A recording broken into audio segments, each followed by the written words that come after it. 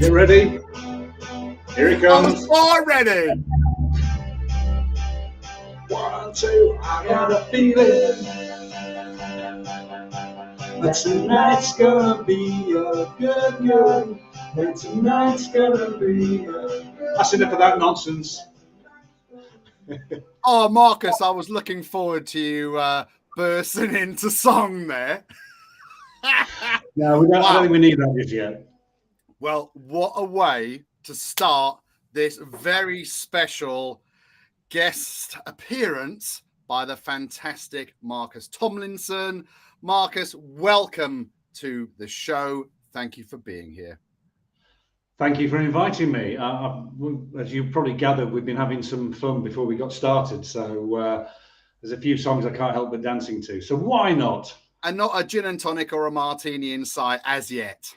No, absolutely not. Just got my water. It's not vodka, obviously. Likewise. So the title of this show, Skydiving with Dolphins, has got a lot of people wondering what the bloody hell's going on. So I won't be revealing any secrets, but I think what we should do now is we should really just crack straight into things. I have known Marcus now for quite a while, and he is a very, very interesting chap. I think maybe we might be kindred spirits.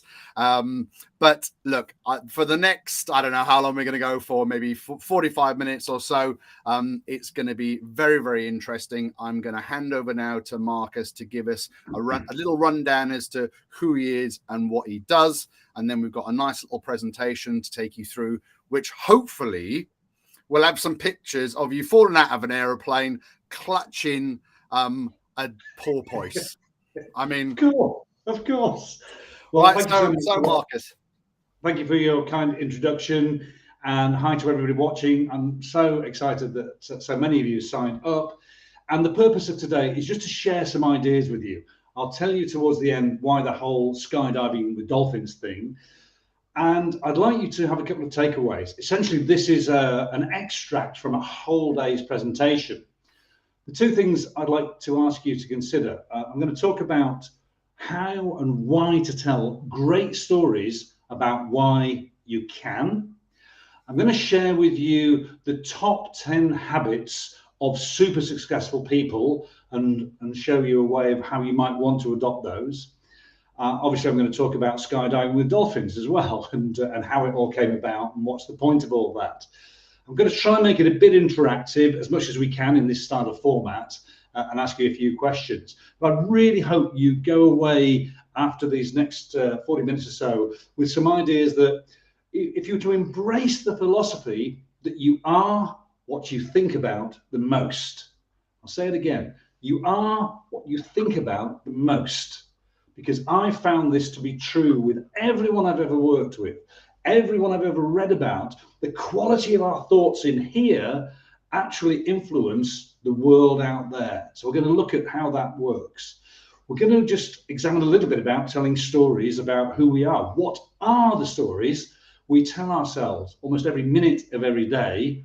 And if they're not great, how can we improve upon them? You might be telling yourself some stories today when you woke up.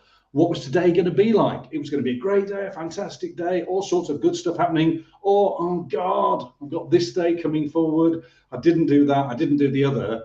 And all of this chatter, this information, these stories go from our conscious brains into our subconscious brains, which then affects the reality of what's out there. So we're going to talk a little bit about that.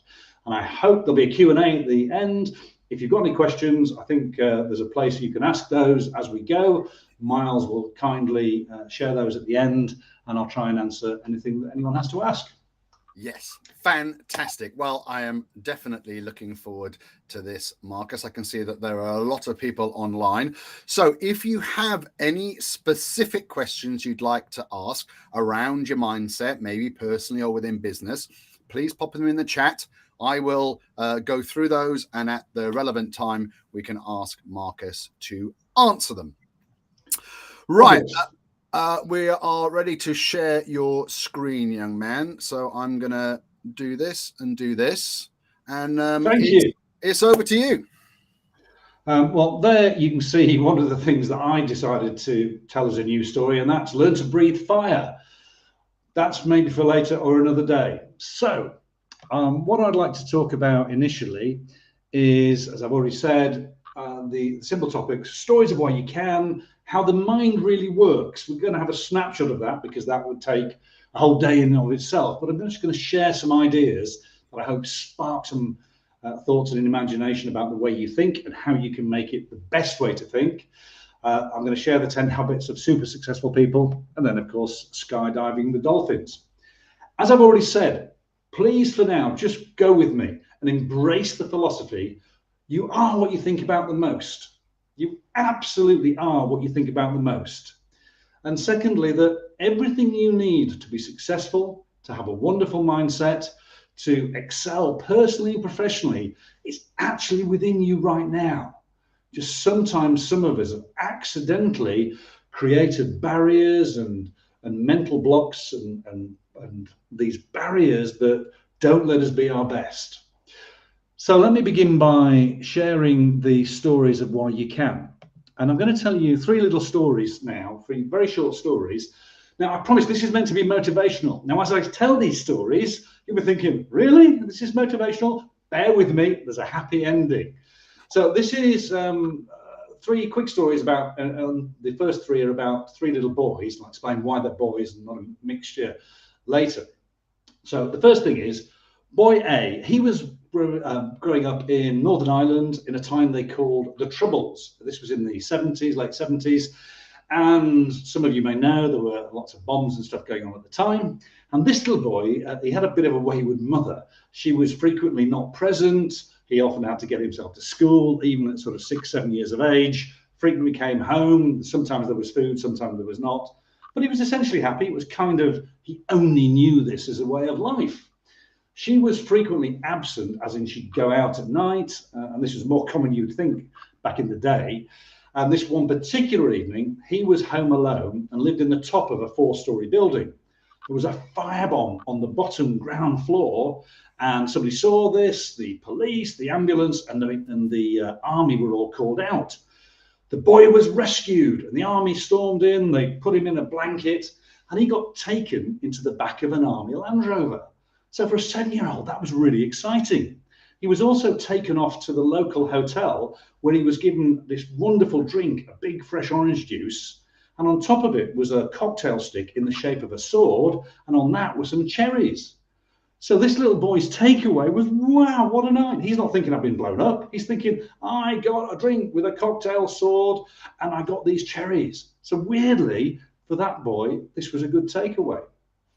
Story number 2. Story number 2 is a different boy. This boy's about 14 years of age. His mother had some challenges. She used to take a special drink out of a little can every morning. She called it tonic. And however much tonic she drank each day, she would sometimes feel really happy or really sad.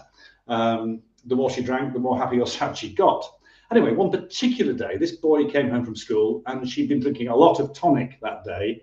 She was washing up and she turned to the boy and said, go and move that tent, put it in the back room. Now, this was a big tent, kind of about the size of the boy.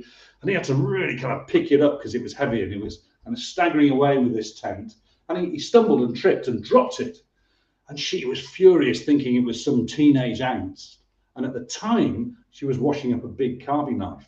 And without thinking, she just turned and went, doing. It landed in the door just behind his head, like a cartoon-esque style. Now, it was tough to get a good takeaway of that. He was millimeters away from being, slashed through the head. I promise this gets motivational. Bear with me. Yeah. Okay. It'll get better, I promise you. So, and I'll tell you why I'm linking these 3 stories together in a minute. The third of these 3 stories. Boy C, he grew up never really knowing his father or who his father was. He had rumours and various bits of confusing information, but never really knew, never really kind of cared, I guess, because what you've never had, you've never missed, as I said before. And when he was about 16, he got this amazing job for a young boy, which was working in a kind of an upmarket Curry's PC World style place, where there were loads of TVs and videos and lots of great stuff for him to learn and play with. He was assigned a mentor, someone to train him and explain to him how to kind of do the job. And this guy, funny enough, he didn't know his mother. There was like a real taboo subject. They never talked about it. And so I guess somehow this bond formed between them because of no mother and no father. And they became exceedingly good friends. They'd go out for drinks and just became good pals. On the 18th birthday of boy C, he was handed an envelope by his mother, which had some newspaper cuttings inside it. And therein was lying the truth about his father. And he opened up the envelope. And he started to read with growing horror. It told the story of how his father had run away with the wife of a local pub landlord many years before, and how when they drove up the motorway, there was a crash and she was killed. He read on with even greater horror to discover that the woman in this incident was none other than the mother of his new friend and mentor. How had time and space brought these two people together in these tragic and bizarre circumstances? So why am I telling you these three stories in a motivational talk?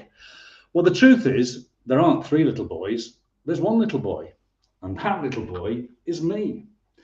All of those things were parts of my upbringing, my childhood. And as I was getting to the age of 18, I was a happy, that's me with hair, by the way, just in case you're wondering. Really yeah. Do you know what? CGI these days, isn't it? Hey? Oh, no. I was genuinely, I was really happy to go bald because that hair was such a nightmare.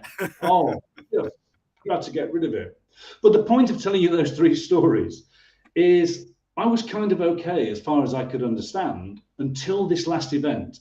And some really good, well-meaning people got involved, some counsellors, to tell me, oh, do you know what? What you've gone through is awful. You must feel abused, betrayed. You must feel sad and upset. And I was kind of, well, I think I'm all right. Thank you very much. You know, trouble's like anybody else, but I'm okay. No. You must feel abused. You must feel sad and let down and challenged.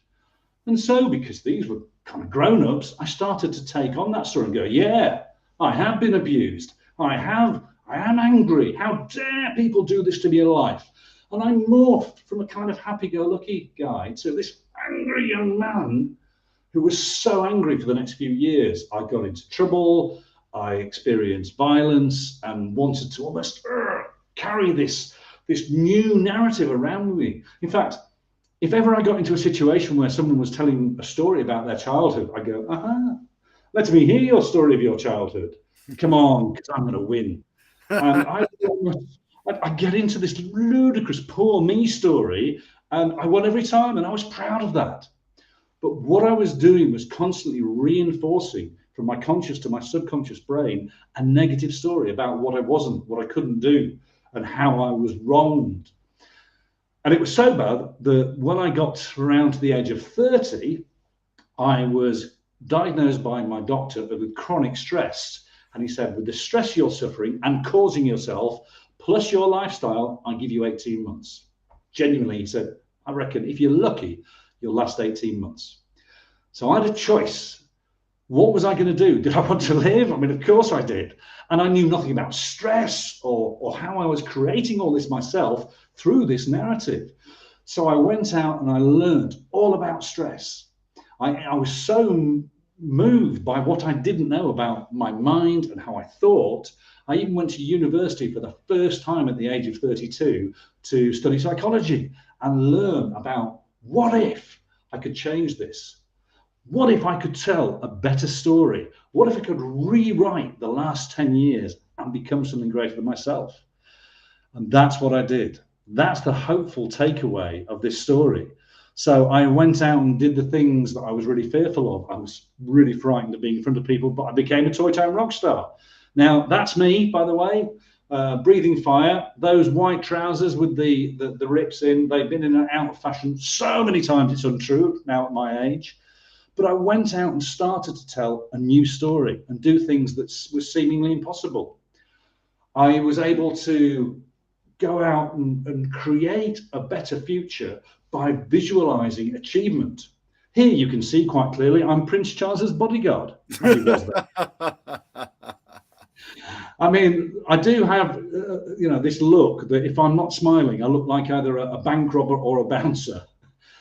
But that was partly for me. When I was in those anger years, I kind of wanted to be. I created this persona for myself because I was hurting so much inside.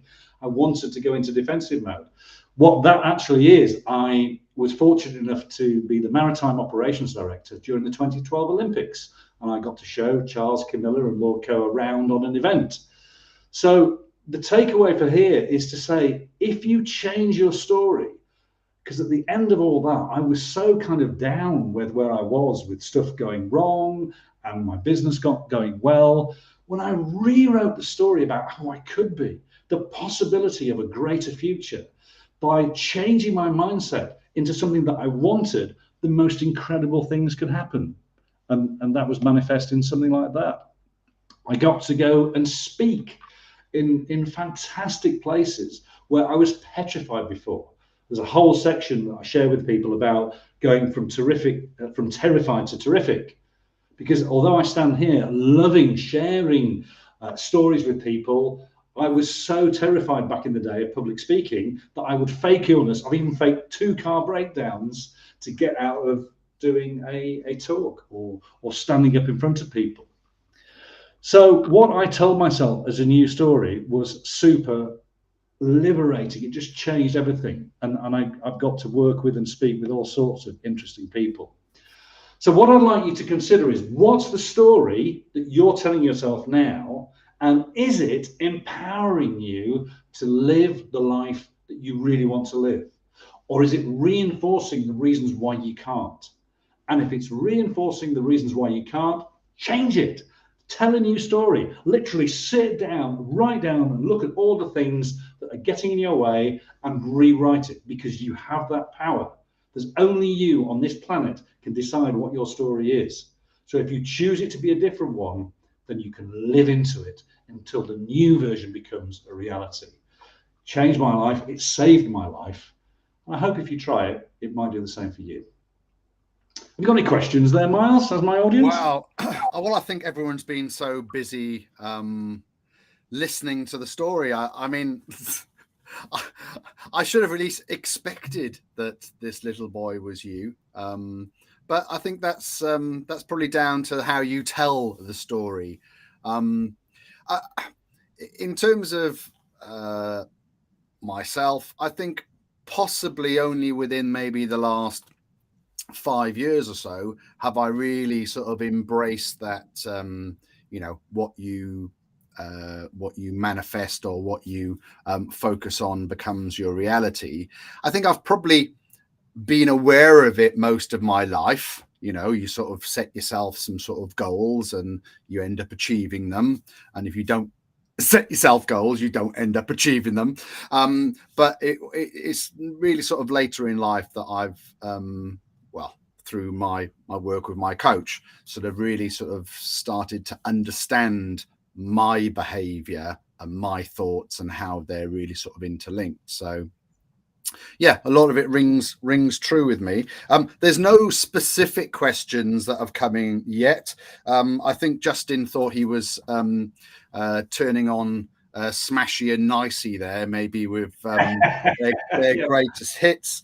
Joe Renshaw's on. I think she enjoyed the introduction as well. So if anyone does have any specific questions about maybe their mindset, or maybe they've got an observation, right? Maybe that they've experienced something where they've maybe they get up in the morning and they do a little mantra. In terms of public speaking, Marcus, I've done a few bits on stage. I've done some sort of emceeing, and people, when they meet me, think I'm very sort of maybe gregarious and outward and enjoy all this sort of stuff. But I've still got the insecurities, and one of the things that I have done and do before I go on stage is, it sounds ridiculous when you say it out loud, but you look in the mirror and you say, I can do this. I can do this. I am good enough. I can do this. And it does work, because it tricks your mind, if you like, subconsciously into getting you in the right sort of mode. Yeah, and thanks for sharing that. And this is the point. I used to think this was all a bit nonsense. Does it? Does it? It can't be. I remember, I think it was Alan Partridge many years ago. There was a bit where he was looking in the mirror, going, "You're a tiger." Saying, and I kind of like, yeah, whatever, mate. Yeah. It was kind of cringeworthy until I realised, hang on, everything I've ever learned, and everybody watching, everything you've learned is by repetition. From learning to walk, to learning to speak, to learning skills, whether it be a musical instrument, how to do your job, how to drive a car. It goes from being something which is really challenging. And think about, for those of you who've driven, the first time you got in a car, there's all those pedals and hang on, I've got to look at that. I've got to be aware of what's going on. I've got to press this one. That one's going to come up. I've got to steer the car. What? And then also so soon, after a month or two, it becomes so natural. I'm not saying you would ever do this, but you could maybe eat a sandwich and have a really good conversation at the same time. It becomes second nature. But when you first started, it was such a mammoth thing. And so it is with everything we learn. So by saying I can do, I can do, I can do, I am, and being that new version of yourself, say it often enough and the new version wins. Little tip here, I was going to bring this in later, but it just depends on how we are on time. Some people are good and they do say some mantras, maybe in the morning, maybe in the evening. And that's great. It's better than not. But if you spend 98% of your day thinking about what you can't do and 2% of your day thinking about what you can do, which is going to win? So saturate yourself with the new version. I mean, absolutely live every single minute of it as you are the new version of yourself. And then you'll move into that new reality and it will become your default, the natural version of you. So, yeah. And, I think that there's a lot of debate around maybe conversations like the universe. And I know that, spiritually, I can't even get my tongue around that word today.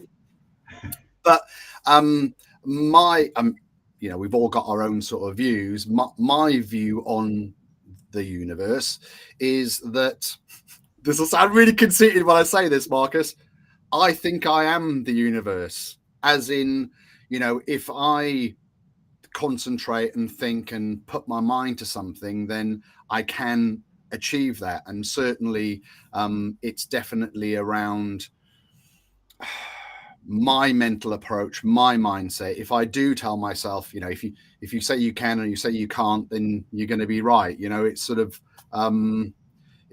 it's a really strange thing. I'm going to give one more example, if you like, that may ring true with some of the golfers that are watching. How many times have you been playing golf and you get close to the water and you can definitely clear that water all day long, and you say in your mind, you're like, don't go in the water, don't go in the water, don't go in the water. You go in the water. And it's because your brain can't sort of determine from can and can't. All it's thinking about is the water. Yeah, you bang on. It's the outcome it's thinking of. It's the most dominant thought that wins. And I when I go through mantras and help people understand how the mindset mantras we teach them to use is the same sort of thing. If I said to everyone now, think of a big shiny red bicycle, a nice big shiny red bicycle. Most of us can picture a shiny red bicycle. If I say now, do not think anymore, stop thinking of the shiny red bicycle, you're thinking of the shiny red bicycle. The Correct. Do not doesn't have the power. And this is where you are what you think about the most. In order to not think about the shiny red bicycle, think of a blue sports car, insert make of your choice. So you have to go to what you want, not try and not think about the thing you don't want, if that makes sense. It does. So, Marcus, I've got a question that's come in. We've got a couple of questions, which is nice. So Emma Blair is asking you, what sort of things do you do on a daily basis to improve your own mindset, Marcus? And secondly, any tips on money mindset? Oh, yes. Well, thank you, Emma, for that question. Funny enough, I'm going to share with you the top 10 habits of people who are successful. And I now live these. These are now, very quickly, the things that I've changed in my life are I get up and I pretty much every day I have some form of physical fitness to help the physicality and flow of my body. I meditate, even if it's just for a few minutes, every single day. Every single day. Okay, I might miss one day a week, but that's one of my go-tos. What I put in my body, my nutrition has changed beyond belief. I happen to have been alcohol-free for 18 months and only put good stuff, which means I've lost 2.5 stone from 2 years ago. But my aim was health, not weight, if that makes sense. And then I say my mantras every single day. I absolutely have them there. And the first thing what I do when I get up, as I walk into the toilet, is that I am the UK's #1 mindset coach, or I am going to have a fantastic positive day and get, insert thing here, done. I'm going to have a joyous day.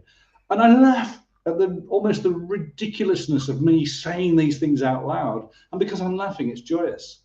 So those are 4 of the top things that I do, but also every other person that I've ever met or read about who's successful.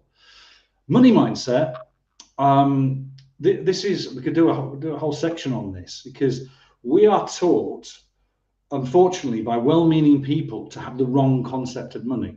And we'll bring this back to the universe thing in a minute. So all of you, if I can ask you just, I know we can't hear you, but just say out loud the ending to these sentences. Money can't buy you love. Thank you. Oh, the other thing that most people say is money can't buy you happiness. Yeah. So at some point, well-meaning people said, yeah, money can't buy you love, money can't buy you happiness. At some point, for most of us, people have said, finish this sentence, money's the root of all evil. Yeah, and that's a misquote, as you may know. It's the love of money is at the root of all evil. So essentially, well-meaning people, when you're this big, have said, by the way, money, nobody will love you. You'll never be happy. In fact, you're going to be evil. So is it any wonder most of us grow up going, I kind of think I want money in my life, but I don't want to be those things. So we all have this subconscious implant of confusion around money. Can I turn that on its head?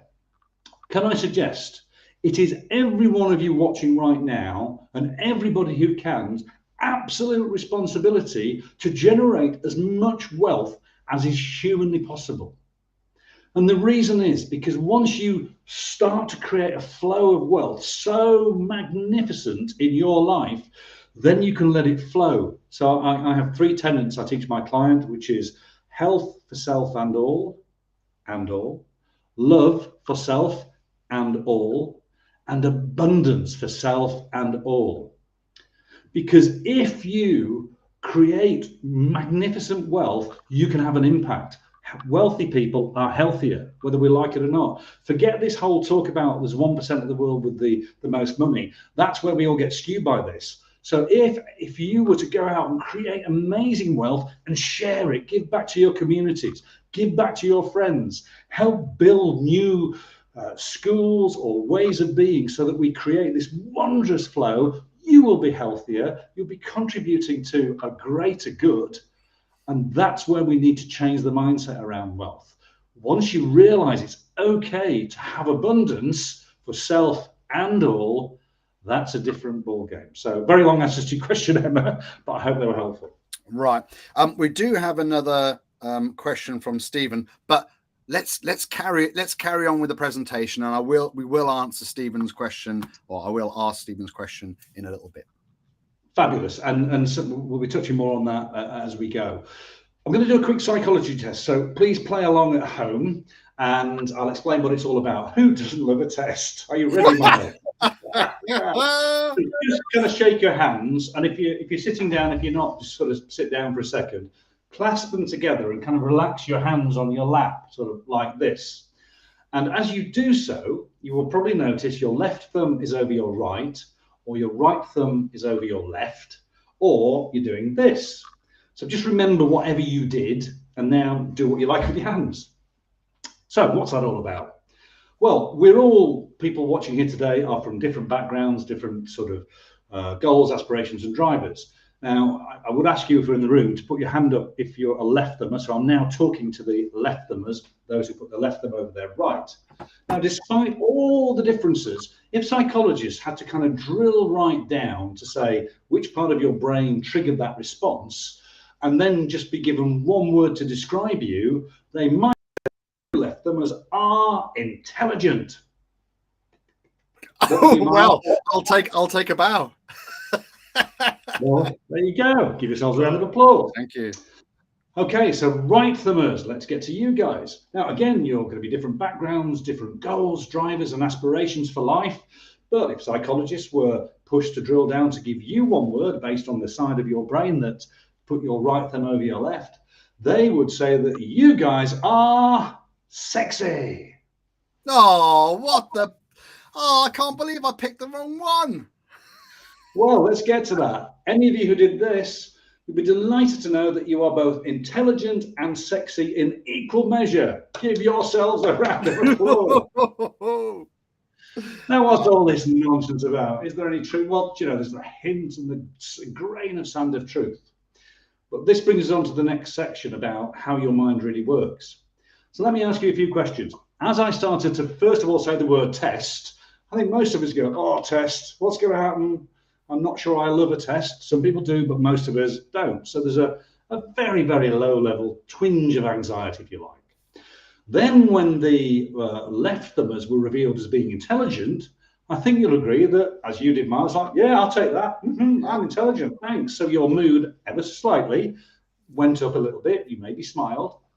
But the right thumbers are going, hang on, did I want to be intelligent? I think I might. Well, maybe I do want to be intelligent. What am I going to be? So their moods just went down a little bit. However, the moment we revealed that the right thumbers were indeed sexy, it's kind of like, hey, intelligence, you go out the window. I'll take sexy all day long. And then the left thumbers are going, hang on a minute, I kind of liked being intelligent for a second, but now I think I might want to be sexy as well, maybe. I don't know. And it's like I played into your hands, Marcus. Well, do you know what? It's how we all think. All of a sudden, we're making lots of mini judgments and changing our moods ever so slightly about how we feel, just based on what I've said. And anyone who did this is going to walk around all the day going, I'm intelligent and sexy, and please do, rock it. The point is, just by sharing this information, you've instantly started telling yourselves mini stories which have made you feel in certain ways, positive and negative, just in a few seconds. So this is the snapshot of you are what you think about the most. Tell great stories, because if you believe it, it's true for most of the time. So let's move on to how the mind really works. So let's test this, because a bit like you, Miles, for years I was kind of like, is it though? Really? Does it really work this way? Well, we haven't got a lot of time, so I'll just give you two quick examples. So can I ask anyone watching who's ever thought of buying a car?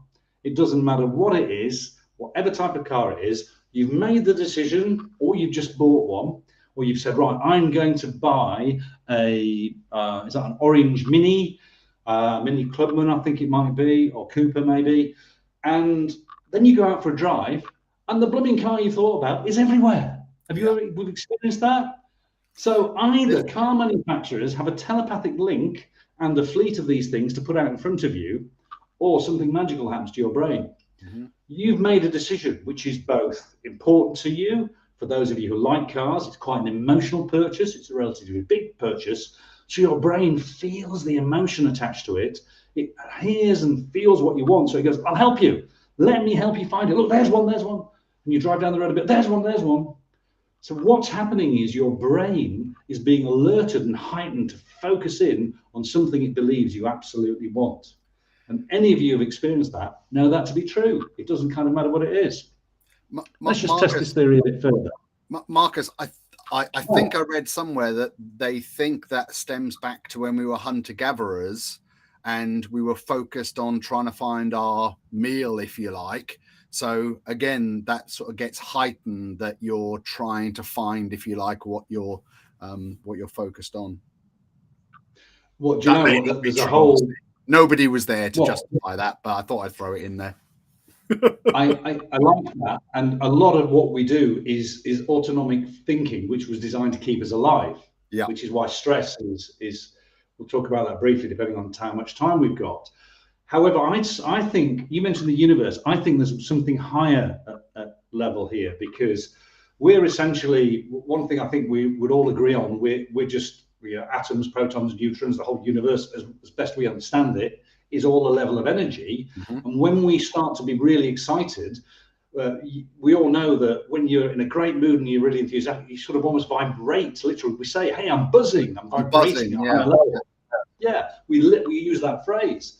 So what if actually what you're doing is creating a higher level of awareness and being in sync with a different frequency, tuning into a higher frequency, which gives you the things you want? What if that's it? And I prefer that a little bit. So I just tune into something that's really magnificent. But there's a whole section on that. If you want to come to the full day course, please go on my website, sign up for my newsletter, and we'll talk about that in more depth. Just like to use this as another simple example. There are 4 films. Have you seen these films, Miles? I don't think I've seen The Notebook, but I've seen the others for sure. Okay. So my question to the audience is, why have I brought up these 4 films? What do you think they might have in common? Obviously, Miles, I'm talking to you at this point. Yeah, well, I mean, I'm going to say emotions or... Yeah, bang on. Yeah. Absolutely. So quick question. How many of you watching have cried at a film? I have. Have you, Miles? I don't know what you're talking about. Yeah. I've never cried at EastEnders. These are 4 of the top 10 films most likely to make you cry. Okay. Well, let's just analyze this for a second. These particular 4 films, and I hate to maybe spoil something for you, but none of them are true. They're all made up. And most films we watch, even if they're based on a true story, we know they're made up, and we know there are actors playing a part. But we buy into the message so powerfully, it connects with us so strongly and deeply that it makes our physiology change so that our face leaks water. Just soak that up for a minute. It's so powerful. So my question to you is, if this is how the brain works, if something that's made up, not true, and we know that, is so incredible that it will change our physiology so we literally leak water, what's the true stuff doing? What are the stories that you're telling yourself? What is that really doing to you? So taking that on board, I think that's so powerful, which is why I believe it's so important we tell ourselves the best story that we can every single minute, every day. Because otherwise, if the fake stuff can make us cry, wow, what are we making fake? So I just find that really interesting. It's definitely fascinating. And in the world of marketing, and I'm talking sort of general here, and you can do this for yourself, as a general rule of thumb, when you watch TV and you see the adverts, there are 2 different styles of adverts that you'll see. You'll see ones that are product based, where they're talking about something specific and a feature and benefit. And then there are also emotional adverts, which don't really talk about a product, but the John Lewis ads of late would be one of those where they do sort of bring emotions and bring a tear to your eye, and they're trying to connect with you on a completely different level there. So just thought I'd throw that in there. Are you ready for Stephen's question? Or yeah, let's go for it. Okay, Marcus. So question for Marcus in capital letters. So I suppose I should shout. Question for Marcus. Yes. In what ways can I acknowledge and value my accomplishments, regardless of their size, and use them as inspiration to keep moving forwards towards my objectives without being bogged down by past setbacks? Thank you, Stephen. Stephen Saunders. Thank you, Stephen Saunders. The check's in the post. He's a cheese enthusiast. I mean, he's my people. Full disclosure, I know Steve. Steve Cheese. He's a cheesemaker from just outside Brighton. So thank you, Steve, for that. We're in a speaking club together. But a great question nonetheless. And funny enough, it's interesting because we both still go to public speaking training and try and learn all the time. Even though we're lucky enough to get paid to go and speak at places, we keep working on our techniques and go on a journey of improvement all the time. So to go back to your question, I think it's a great thing one thing that I and your coach probably does for you, and all good coaches do, is help you celebrate your wins. How are you going to mark that event, as you say, however big or small, because it's how relevant it is to you. So for some people, just getting out of bed in the morning and getting dressed for 7 days could be a major achievement if they've got over an illness or severe anxiety or whatever. Other people, it could be the most bizarre one was a guy who was upset because he started earning under £5 million. Most of us our reaction would be, seriously, what's wrong with you? But it's as important to somebody else who might be on a lower salary. So the first thing is to try and tap into the emotion. So let's just say, Stephen, you've won an award for some speaking. I'm saying that because I know he recently did. And that moment when you're presented an award, I think we can all tap into that. Hey, I'm feeling good. There's a glow that we get about us. There's the emotion. Maybe we remember the applause. Maybe we remember the moment where people come up to us afterwards and say, hey, well done for this thing. Bank it. First of all, bank it. Try and trap that moment in time in a positive way and absorb it so you can tap into it whenever you're experiencing future challenges. So really grab hold of those moments and write them all down. I get my clients to create a list called Why My Life Rocks. And in there, I ask them to list 5 to 7 personal and professional achievements they're super proud of, whether it be from when they were at school to yesterday. And get that list out every minute that you need it. If you're having a bad or a challenging day, look at them, read them, and it's so powerful. And then maybe, as you say, how do you celebrate it? Well, try and make it relative to the thing. I recently had a client who celebrated a positive step in the right direction, and they engraved a glass saying, well done for. And every time they go for a non-alcoholic drink, as it happens, they drink it in this glass, and they see the moment at which time they have that engraved to take them back to that moment.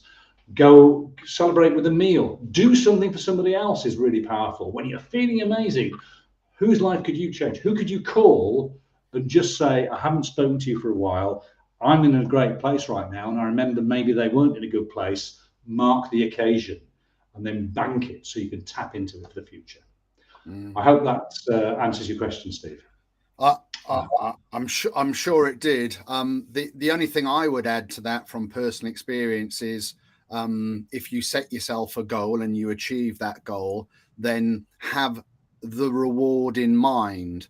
And in the build up to achieving the goal, make sure that there's some type of visual cue within your world on a regular basis. So be it on your smartphone home screen or above your desk, a picture of whatever it is you're trying to achieve, and make sure that that thing is for you. So I don't know, maybe you've always dreamt of having a particular watch, and then if that watch is always on your arm and every time you look at the time it reminds you of when you did that achievement. Those sort of things I think really help.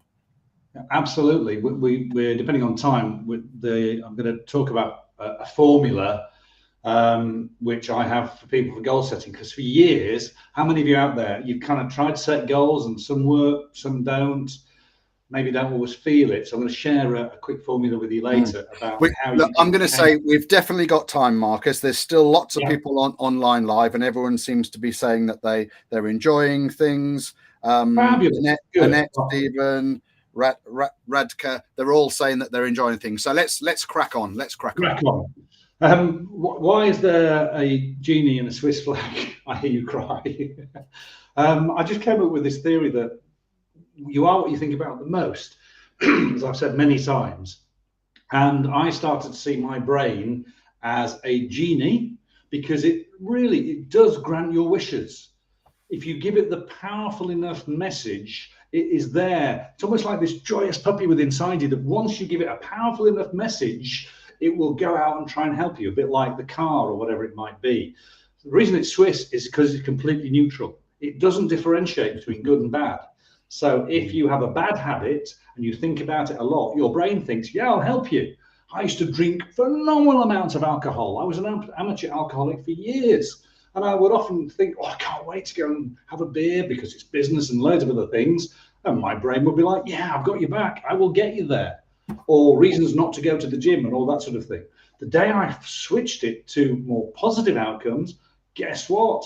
I've just completed my first 18 months of going to a gym at my age. I've got my first blooming abs. Story for another day. I thought it was a hernia. Seriously. Oh, come on. We said we weren't going to tell any lies on this show, Marcus. Oh, come on, for another day. I couldn't believe it. Prove it. Oh, no, not nice. When they're really done. Anyway, that's for another day. So my point is, if you think of your brain as a Swiss genie, it's going to grant you your wishes, but it's entirely neutral. So make sure you give it clear, positive instructions. So let's go through the 10 habits of highly successful people. So what do I base this on, first of all? I have worked with more people than I care to remember. So I always ask people, what are your daily routines and habits? Emma asked that great question earlier. I then read a fantastic book, if any of you care to get it, called Tools of Titans by Tim Ferriss.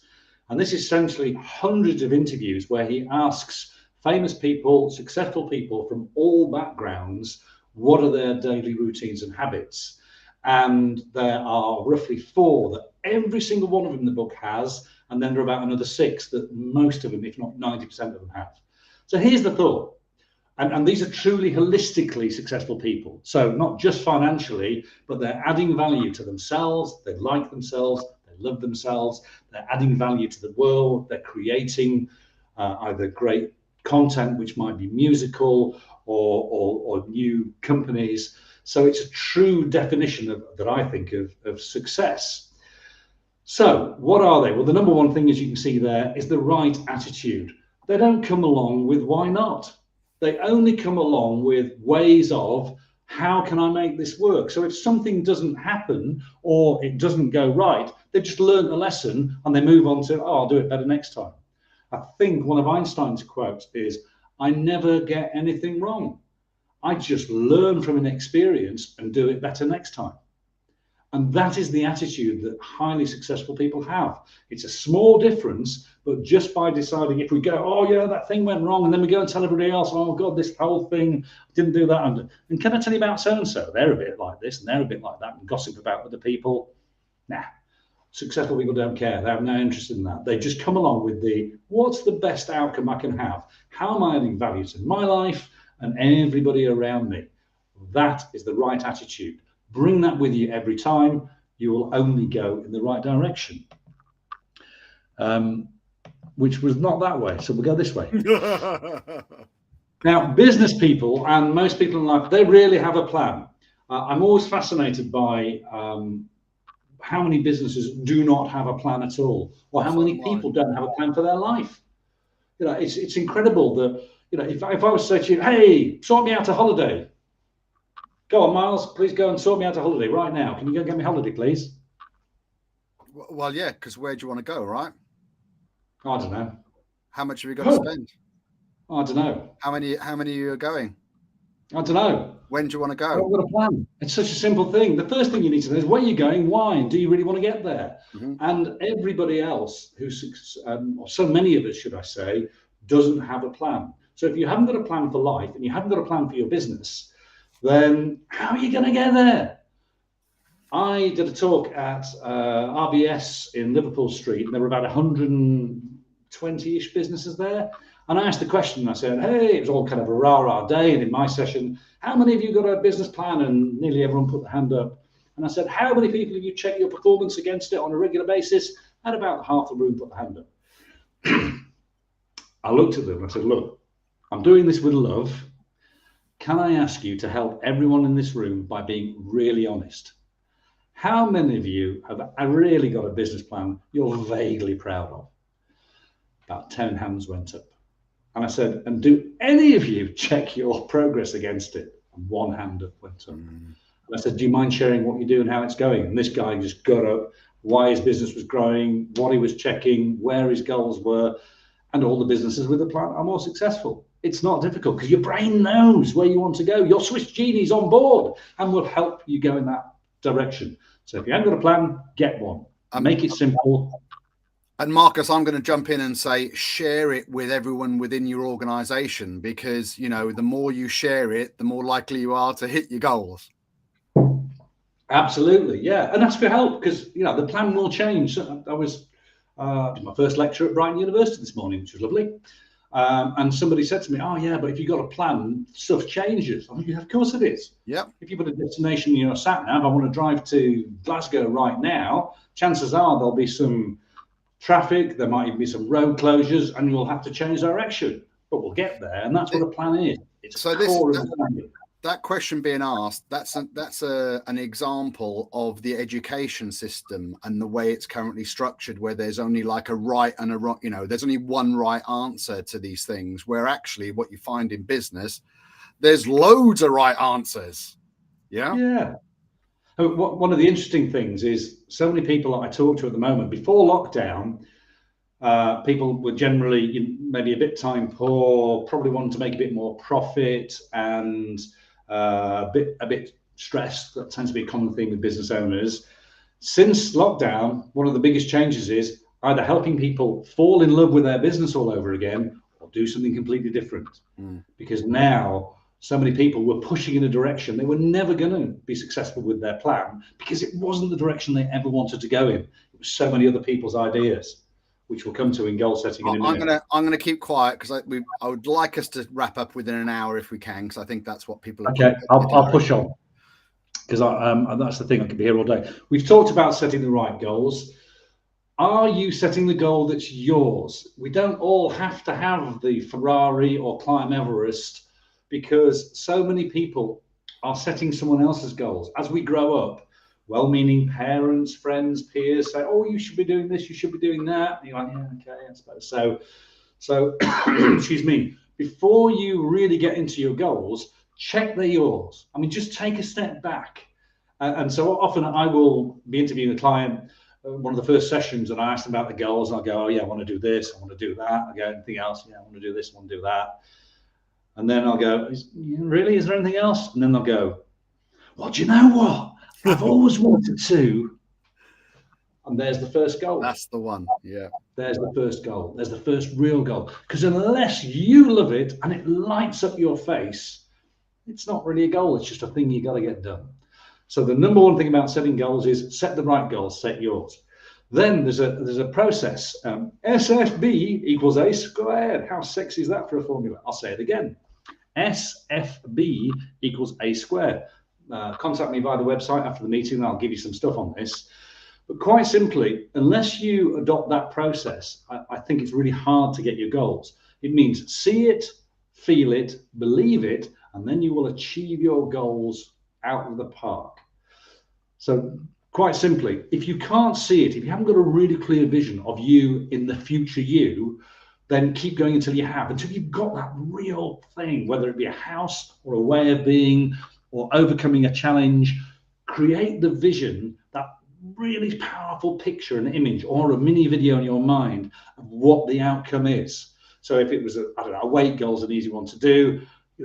Picture yourself the new version. Maybe make some pictures, do some fake photoshops, so you look and you've got something to aspire to. So your brain, your Swiss genie, is like, yeah, okay, I know where you want to go. Now that's the step one, but often it's not enough. The second step is feel it. Attach a really good positive emotion so that you want to do all the things you need to do to get there. Because if it's hard, you ain't going to do it. So until you attach that positive emotion, for example, if it was a weight goal, my trousers aren't too tight anymore, big one for me. Or I like walking down the beach. I don't feel self-conscious because I'm the shape I want to be. Because you got them abs. Come on, Marcus. People are texting me and they're saying, when are we going to find out about skydiving with dolphins? What's that all about? Well, funny enough, actually, we'll mention it right now, because this is the thing. When I was goal setting and when I talk to so many people, their goals are often maybe after a few years or middle of their life is quite a common one. They think, oh God, there must be more to life. I must have better goals. I know what, I'll go skydiving. So they go and rent a plane and they go skydiving. Or they go, I want to go swimming with dolphins. Now, both of those things are joyous and wonderful things to do. But a week after you've done them, the feeling's gone. The feeling's faded. Skydiving with dolphins is a thing to have on your bucket list. But everything you need is within you right now in terms of changing that feeling about whether you feel fulfilled and accomplished. So do those miracle things, and I'll tell you at the end whether or not we went skydiving with dolphins. It's just that approach to goal setting. Make sure it's something that's really real for you. Feel it and believe it, by the way. Believe it. You've got to believe the goal is attainable. And if you don't believe it, you've got to retrain your brain powerfully enough through mindset mantras to say, yeah, I am, I can, I will. I am, I can, I will. I am, I can, I will, until it becomes a reality. And in this slightly longer course, we tell people how to write those mantras, because a lot of people write the wrong mantras, and so they're unhelpful. But we'll be here all day if I go into that. Let me just go through the other things. Number 4. Yeah, number 4. So visualization. If you haven't got a vision of what you want in the future, how are you going to get there? Arnold Schwarzenegger, there's a great story about him, how he was, became the world's greatest bodybuilder. And he was being interviewed by a New York Times journalist, and he's not the most eloquent of people then. And he said he wanted to be the world's highest paid actor. And the guy had to stifle a laugh. He didn't want to be rude. He's thinking, really, Mr. Schwarzenegger, you're a bit of a meathead, I think, and I can't always understand very clearly what you're saying. How, Mr. Schwarzenegger, are you going to be the world's greatest actor? And Arnie looked him in the eye and said, I'm going to do exactly the same as I did to become the world's greatest bodybuilder. I'm going to create an image of the future me, of how I stand, of how I look, how other people look at me, and how I talk. And I'm going to do something every day until that vision becomes a reality. And we know the rest. And he made it believable, because he knew he's maybe never going to be the best actor ever, but he certainly became the highest paid actor ever. Everyone I've ever spoken to or met who's been successful has a vision of their future. So make sure you have this amazing vision. Successful people, they rarely procrastinate. They do the thing that needs doing first. They are proactive. Again, if you procrastinate, I've got some videos on my website which you can have a look at to help you. This is perhaps more useful. This simple difference. People who want to get stuff done, they do the hardest thing first. If you've got to ring the grumpy client or tackle that file or do your expenses, do it the first thing in the day. Make it the first job, because it's never as challenging as you think. How many of you put off a job thinking, oh my God, I can't get around to that. And then you start it, you go, what's to worry about? Even the tax return. And actually, it increases your mood for the day. It makes you feel good about yourself because you got that hard task done. Absolutely. You fly through everything else. Your mental CPU, if you like your computer, if you put too many tasks on at the time, it's draining, chugging away all day. If you clear the difficult task first, we all fly. Here's the other things, going back to Emma's question, level of fitness. If you don't have some sort of physical exercise or routine in your life, please get one, because it changes your flow. No matter where you are in life's journey right now, even if it's just stretching every morning for a few minutes, then it will add a positive impact. I've never met a successful person who doesn't have that. Nutrition, as I said, jump forward there. If you fill this amazing body with quality stuff, guess what? It will function really well. If you fill it full of rubbish, it'll still function, but not as well. Things that poison your system, drink as much as you like, but if it's making your system bad, drink less, not at all. Let's go the right way. Excuse me. Do you know your left from your right? I forgot to write it on. That's the problem. Look, it doesn't say it. Love it. This one is the biggie. The next two are the most important. If you do nothing else, take time to relax. It's counterintuitive for so many people. You think, hey, I've got a busy life, I'm time poor, I haven't got time to do this. Why would I do some meditation or guided relaxations? Because it will change your life, maybe save your life. Save my life. By taking some slow, deep breaths and trying to clear some of the noise from your mind, there are so many benefits. And look at it this way. If every successful and happy person on the planet does this to some degree or other, guess what? If you did it, what could possibly happen? You might just move into a more joyous, happier, balanced and calm place. And when we're calm, we make better decisions. Calm is smooth, smooth is fast. It's a great phrase. I love that. I'm going to say it again. Calm is smooth and smooth is fast. Again, on my website, my YouTube channel, there's stuff to get you started there, but seek out anybody's because it will really change it. And the last thing, the top 10 habits, they all program their minds with the outcome they want, not what they don't want. All day, every day. They make lists. They decide, I am going to be this. I am going to have this outcome. I am this future version of myself. And they take steps to mentally do it up here, so it goes from the conscious into our subconscious and then becomes a reality in the world out there. Because I believe, as you mentioned, the universe is listening. It's feeling a frequency. Because why is it the people who focus on this stuff, almost everything falls into their lap? I don't think it's any coincidence. No. So to round up, and before we get to the questions, I won't do the Harvard story, do that another day. The stress piece is crucial. If you don't do something to lower your stress and manage it, then all of the rest is a challenge. Just start there, because stress is not what happens to us. It's our response to what happens. And the joy of that is that the response is something we can choose. I had to learn that lesson the hard way. I was causing my own stress. You're causing your own stress. I don't care what you think it is. Only you're the only person on your planet that is making you stressed.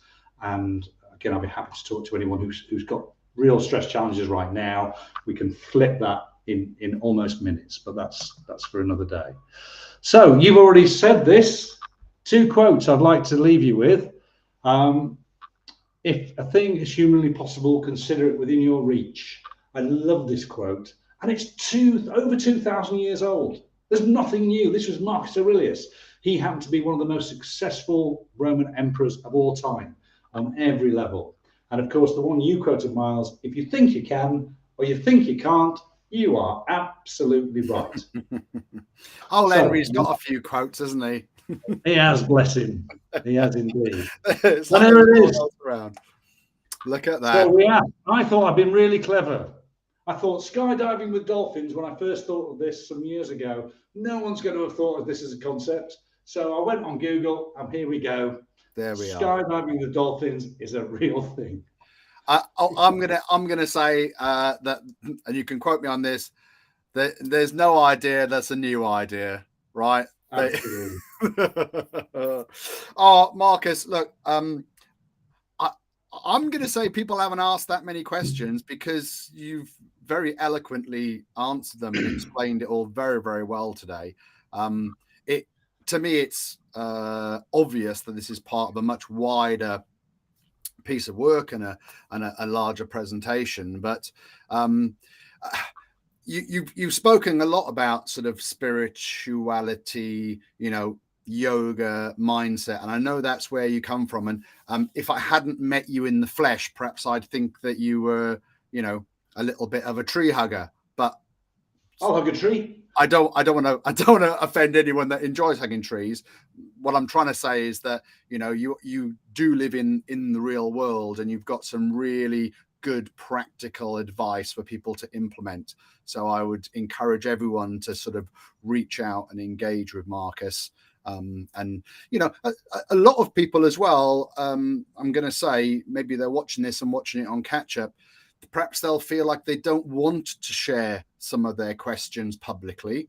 And by all means, I think we encourage people to get in touch with Marcus privately, where I'm sure you'd be happy to try and answer their questions. Absolutely. Just go on my website. I'll be delighted. And the whole spirituality piece, that's a whole new dimension, which is I've tussled with for so long. I now have a project, you can just see it there, called Ciola, which is simply to create a million marvelous mindsets and make spirituality as okay to talk about as every other aspect of business. I'm doing it from a perspective free from religion or dogma. So, if you have a religion, great, that's fine. But the platform from which I want to do it is pure spirituality at a quantum level, where we're all wondrous human beings, where the more we talk about love and joy and helping other people, that just resonates, I hope. So please get in touch with me via the website. I've got some events, exciting events coming up. If you sign up to my newsletter, you'll hear about those. And if there's anything I can do to help you on your journey, then follow up. All my details are on my website. And obviously connect on LinkedIn. We've held a large number of people captive for the last hour, down to your excellent presentation, Marcus. So thank you very much indeed, sir. And I'm going to say that there are no more questions coming through. I think we've answered them all. I did put a link in the chat to the book that you talked about, the Titans book. There's a link there. Yeah. And then Daniel has actually put a link to another book, a self-help book. So maybe check that out as well on Amazon, but there are other platforms available. Okay. Yeah. I mean, but yeah, if you can support independent bookshops, that's great. But obviously, wherever. Absolutely. And I just really appreciate everyone for turning up, for staying. I hope it's value. We can change the world by just being more positive, more loving. Communicate this message more and more, because this is the truth of what's going on within us. There is so much love, joy, and wonder, and of course the noise of the media is trying to distract us from that. So thank you so much for coming, and Miles, thank you for giving me this opportunity and this platform. Power to the people, for those that are Absolutely. old enough. You want the best solution? Join the revolution. Marcus, thank you so much indeed. Thank you everybody for watching. I didn't mention that we had Matt Davis Seggs has come on to say hello to us as well. So hi Matt, thank you very much indeed for watching. Thanks to all those that are lurking in the background, all those that are on catch up. By all means, please get in touch if you need to get involved. Marcus, thank you very much indeed. Everybody have a fantastic day. And for now, ta-ta.